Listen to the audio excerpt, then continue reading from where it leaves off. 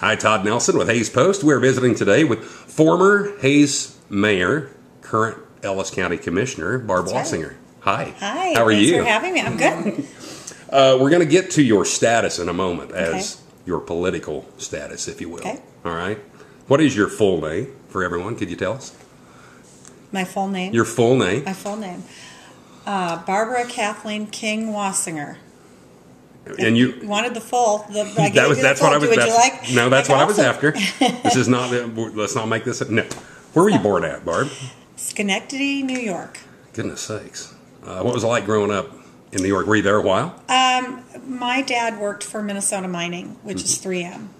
And every 3 or 4 years, he was transferred. So I started in Schenectady, and then we went to Edina, Minnesota. Then we went to Middletown, New Jersey. And then when I was 12, we moved to St. Charles, Illinois, and that's really where I grew up.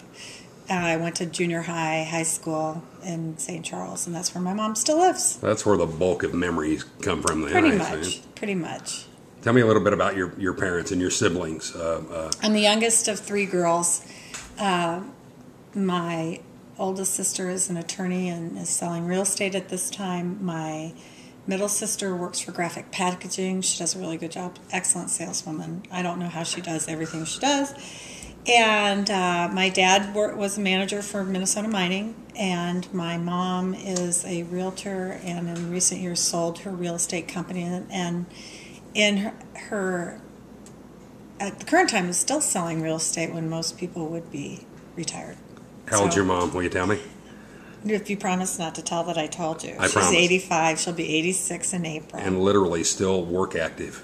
Yes. To a degree. Yes, fantastic. You just had a very nice annual visit with her, did you know? Annual visit, yep. Oh, my nice long visit. Nearly killed my husband for me being gone 10 days, but I'm back. You had the kind of mom that probably provided you with lots of influence coming up. Any other people early on who were influences in your life that you think about today? Well, there always are the requisite teachers that kind of push you forward. But really it was my mom and dad. And being one of 3 girls, my father was very pro-women. And, when my mother started her real estate career and she wanted to start her own business, my dad was right behind her. And I was always told, of course you can. You can do that. Fantastic. So it makes a big difference when you think, well, what's the worst thing you can do is fail. You can just do something else even better. So fantastic. That was what my mom and dad always told me. What kind of aspirations did you have coming out of school? Did you have something right then that you knew you were going to be doing? Oh, no. I was sure I was going to be a journalist. And I started at a PR firm right after I got married in Washington, D.C. and thought, I don't want to do this. Especially it was for a big firm in D.C. And this day after I started, they represented, I believe it was Eastern Airlines at the time, which shows my age, and they had a plane crash. And I thought, this is no way to live a life. Always putting out fires day after day and trying to fix what already happened. And so then I started working for the federal government right after that, and then we moved back here. You mentioned we and getting married. Oh, Tom Wassinger. Tell me about your husband. And I don't need to tell you anything about my husband. You know everything there is to know. He was a former county commissioner, and then his dad was a former city commissioner. Right. I remember when I got elected, he said, it's too bad Dad wasn't here to see you get elected. He really would have gotten a kick out of it. And he would have given me more advice than anyone in town, telling me what I should or shouldn't be doing. But Tom is my campaign manager, and he's very supportive as well. So I assume you met at school? He went to school with my sister, so that's how we met. There you go, and the rest is history, as they say. The rest is history. You have a child or two, I hear? Oh, I think just a few. I added a couple lately. I have 4. Matt, Drew, Anne Marie, and Mark from 21 to 30. So. And you love them to death. I do. I do. Isn't it funny how you get older? Your priorities don't necessarily change, but what really means the most to you, it really is pretty simple, isn't it? And they've got all sorts of significant others wandering around. Anne Marie's getting married, so we're going to add another son to the bunch. And fantastic. So we're excited to have Garrett join the family, so it's going to be good, yeah. Let's it talk grows. about those political aspirations real quick. You served as a Hayes City Commissioner for 8 years. Okay, 2 terms. 2 terms. Two 4-year terms. And that the last term would have ended April. just this past April. This coming April. I resigned. Oh, I had to. my apologies. Correct. Gotcha. And for obvious reasons, I resigned so that they could get somebody into the position, and I could start as a county commissioner because my term started on the 14th of January. The experience as a Hayes City Commissioner had to be just volumes of it in getting to this. Huge. Really makes a big difference. I remember even when I filed for a city commission, I was thinking, I'm not quite sure why I'm doing this. This is crazy. And the first meeting, I was a little nervous on that. But, it makes a big difference when you've done it before. Robert's Rules of Order and following government, just getting a feel for how government works makes a big difference. And every new job has a learning curve, as you well know. Right.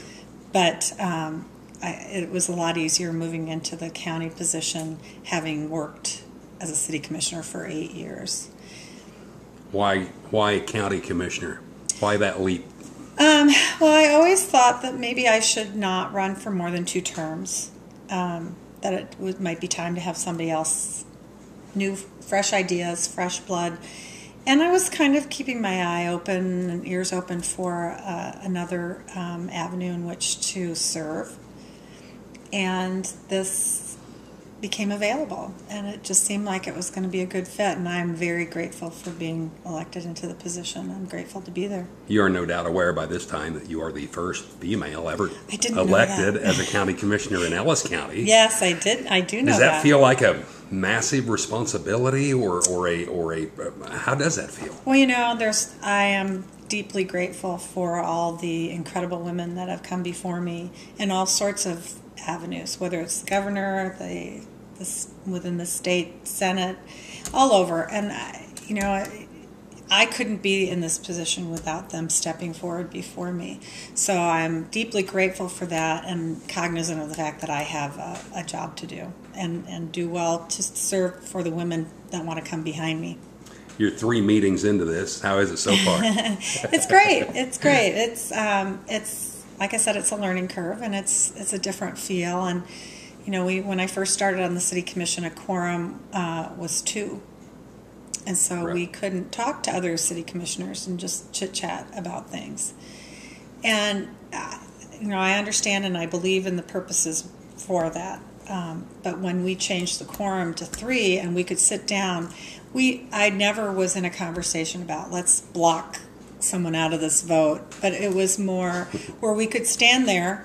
I could stand there and visit with Ron Mellick or Henry and just say, I'm not sure I really get what your position is on this. Why are you pushing this so hard? Because I don't think it's worthwhile. Or it was nice to be able to get some understanding.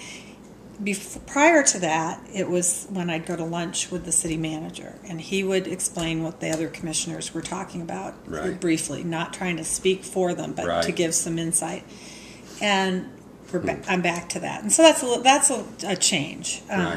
In fact, I just sent Swede Holmgren. I don't really know him very well. I know Dean better from the Catholic school system and knowing his kids and his wife.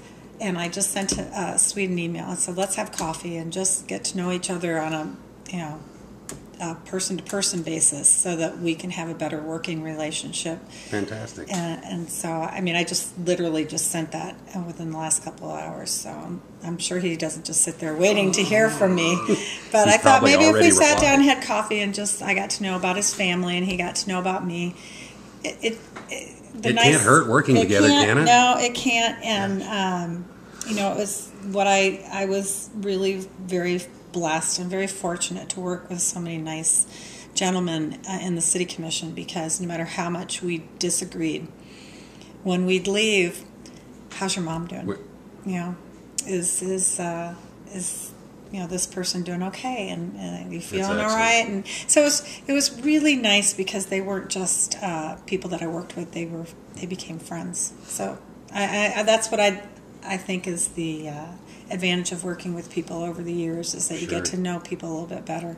And so, Hayes City Commission, Ellis County Commission, I'd be the worst interviewer in the world if I didn't ask you if you aspire to take it further, if you will. I am open to whatever avails itself. I mean, you can't say, oh, I would never do that. I did say that about running for office years ago. I would never do that. Here I am now. That'll teach you. Yeah, the third election under my belt. I do know that was a completely different election because it was such a large chunk of the county than the city election was, since that's at large.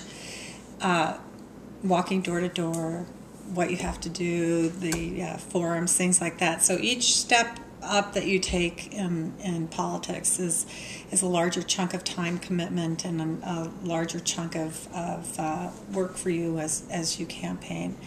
But I've made a lot of wonderful contacts over the last 8 years, and was fortunate enough to be a part of Leadership Kansas in 2012, which was life-changing. It was absolutely life-changing, going all over the state, talking to people about immigration, talking to people about consolidation of, the counties up by northern Kansas City, and the border wars and the cattle companies and all the different things that we learned about, and spending time with people who work all over the state and have all different viewpoints. I learned at that point, never say never. I have no idea what the future will bring, but I'm open to it. That's short answer for a very long, rambling statement. You'll keep me posted? I will. Okay, you'll be the enough. first to know. Fair enough. All right. I'll have you on speed dial. Let's get off this business tone here for a moment. Okay. You like to eat? No. You have a favorite food? Necessarily? No, I just really like, I suppose I'd have to say chocolate. Well, you say that like it's a bad thing. Well, I try to stay away from it. It's, Do you like to cook? much. Do you have a favorite thing to cook? I have always said that I'm a survival cook. I've cooked to survive. You can cook? Yes, I can. And I'm a decent, and my husband always says, don't say that, you're a really good cook. I don't have, I have friends that are incredible cooks, and it's because they love to cook. I'm just, I don't mind cooking. I like to do things that aren't very complicated, because I like to enjoy the talk and the enjoyment of the people that you're eating with, as opposed to... So it's fun in the kitchen, just not so much standing over the pan all the time. Right. I'm with you. I can relate with that. When you're not working, which appears to not be very often as far as I can tell, what do you enjoy doing? You have hobbies? If my husband was here, he'd have different answers. That's why we're not talking to Tom today. That's right. I'm involved in the community theater, Heartland Community Theater, or Hayes Community Theater. I'm sorry, forgive me. And that's really exciting. And up until recently, I helped with the TMP drama department, which was a great deal of fun. It's always fun to see kids catch the theater bug. When they do something on stage and people laugh, and they come out and their faces are aglow because they get it. It's a tremendous natural drug and high of, I just entertained people. So that's a lot of fun. And I love to read, so I unfortunately can't really stay awake when I'm trying to read. I think that comes. You read lots of different stuff, or you have particular? I really like mysteries. All different things. I'll just check the newspaper and the New York Times bestsellers and see what's hot. Lots of different things. Yeah. So. What's your favorite word? Narrow it down to one word. Plethora. I love it. It's a good word. How about your least favorite word? Oh, I can't say that on tape. Okay, I'll just move on. Realizing that. You're right. You get no, I'm not. My head's spinning. I'm just going to let it go. Okay, I have one more thing. Okay, right? You can ask more than one. I just want you to pass along any words of wisdom you might have for young ladies who are coming out of school, they're looking to get involved, they're looking to get into the workforce. Any suggestions or advice to those young folks looking to make their way in the world? Oh, follow where your heart takes you, and try to love what you do, and then always just do the best that you can and be open to new opportunities. I know sometimes it's scary. And I think that's the gift of age that makes you realize, well, I don't care if I fail. I should just give this a try. What's the worst thing that's going to happen? But when you're young, you don't always feel that way. And what I'd like to say to the younger me is and I probably was a little more forthcoming than a lot of younger women, just because my age, because of what my parents, when I didn't make the cheerleading squad one year, my mother said, well, I need to write them a note. They just made the wrong decision. So, not having that impetus to say it's okay. It's okay to fail. It's okay to be uncomfortable, because that discomfort and fear, just conquering it, is a real high, and it makes you realize that you can do just about anything. Now, I can't be a professional tennis player, that I know for sure, but there are so many things that I can do, and anyone can do, and you just have to try. And even if someone says no, or like I said, you fail, it's okay, because you've learned so much and gone so far when you get that information, and you never know when it's going to help you somewhere else. So just don't be afraid. Conquer that. Thank you so much for your time. It's been a joy welcome. talking to you. It was nice We've been trying to hook you. up for about a month and a half now, so I'm glad we I know. finally made it happen. I hid from you for a very long time, but I told you could run, but you couldn't hide forever. That's right. I couldn't. I'm here. So thanks for having me. A sincere best wish of luck with the county commission gig that you have now. Thank you. I know you're going to do great. My most important thing is to get the public safety issue passed, and get the jail and the EMS and rural fire and security of the courthouse taken care of. That half-cent sales tax, we can do it. We can get it done pretty quickly with the support of the voters. So that's my big push right now. Very good. Thanks again, Barb. I appreciate it. Thanks for having Have a great me. day.